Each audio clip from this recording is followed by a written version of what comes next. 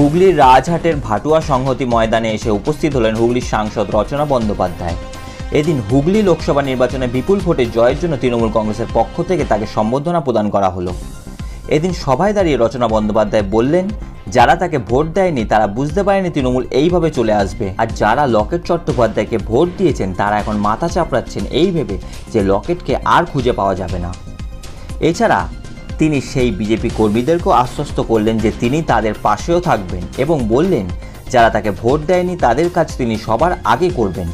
এছাড়া তিনি এদিন বললেন, হুগলিতে ইতিমধ্যে তার একটি অফিসও হয়ে গেছে। সাংসদ সবসময় মানুষের পাশে থাকবেন, মানুষ যখন খুশি তার সাথে দেখা করতে পারবেন এবং অভিযোগ জানাতে পারবেন। এছাড়া চুঁচুড়াতে ইতিমধ্যে তিনি একটি বাড়িও করে নিয়েছেন, এখানে তিনি সপ্তাহে 2 থেকে 3 দিন থাকবেন বললেন। এছাড়া এখানকার মানুষ 5 বছর তাকে পাশে পাবেন এমনটা বলেও আশ্বস্ত করলেন। ভালোবাসা যারা ভোট দেন তার 3 ডবল বেশি ভালোবাসা,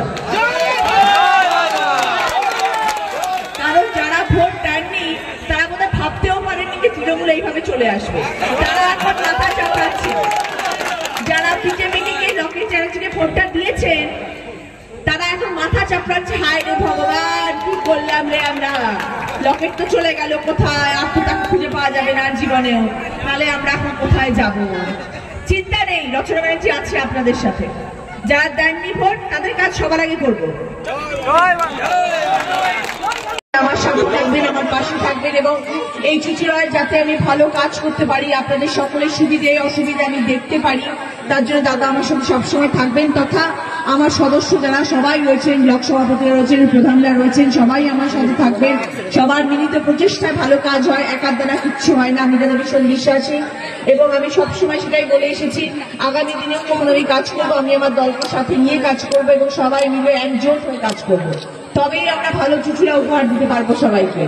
তথা আমার বাকি আরো 6টা কনস্টিটিউয়েন্সি আছে, সবার জন্য আমাকে ভালো কাজ করতে হবে।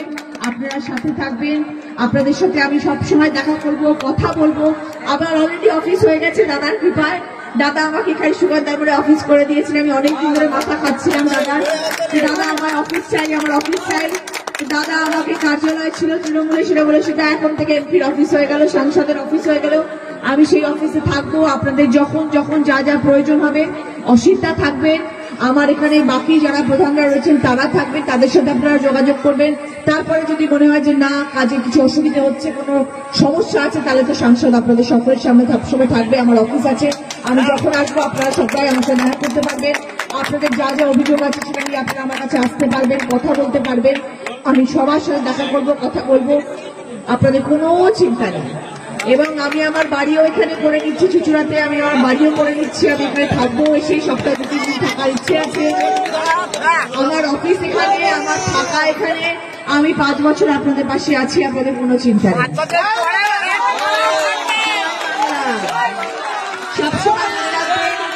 সবসময় একটা কথা মনে রাখবেন যে মমতা বন্দ্যোপাধ্যায় এমন একজন নেত্রী, এমন একজন মানুষ, আমাদের মা মাটি মানুষের সরকার, তো উনি এমন একজন মানুষ, উনি খুব ভেবে চিন্তে প্রার্থীগুলোকে পাঠান সব জেলায় জেলায়। উনি যখন ভেবেছিলেন যে রচনা বন্দ্যোপাধ্যায়কে আমি হুগলি জেলায় পাঠাবো, উনি জানতেন যে রচনাকে পাঠালে রচনা কখনো মিথ্যা প্রশ্রয় দেবে না, মিথ্যা আস্থা দিয়ে কোনোদিনও ফিরে আসবে না। এবং দিদিকে ভুল নন, সেটা এটা আমার কর্তব্য এবং দিদিকে ভালোবেসে, দিদিকে শ্রদ্ধা জানিয়ে আমি সেই কাজ মাথা নত করে পালন করব এবং আপনাদের সকলের পাশে থাকবো। ভালো থাকবেন সবাই, আবার দেখা হবে আপনাদের সকলের সাথে। জয় বাংলা। থ্যাংক ইউ আজকের এই আয়োজনের জন্য, আপনাদের সবাইকে আপনারা এসছেন সেই জন্য ধন্যবাদ। এখন আমাকে অসুবিধা যেতে হবে, সেখানে বেচারামরা ওখানে অনুষ্ঠান আছে, সেটাও যেতে হবে। সর্ব জায়গায় একবার যাওয়া উচিত, ধনেখালি হয়ে গেছে। আজকে এখানে এলাম, আবার যাবো, তারপর শিবপুর যাবো। ভালো থাকবেন সবাই, আবার দেখা হবে।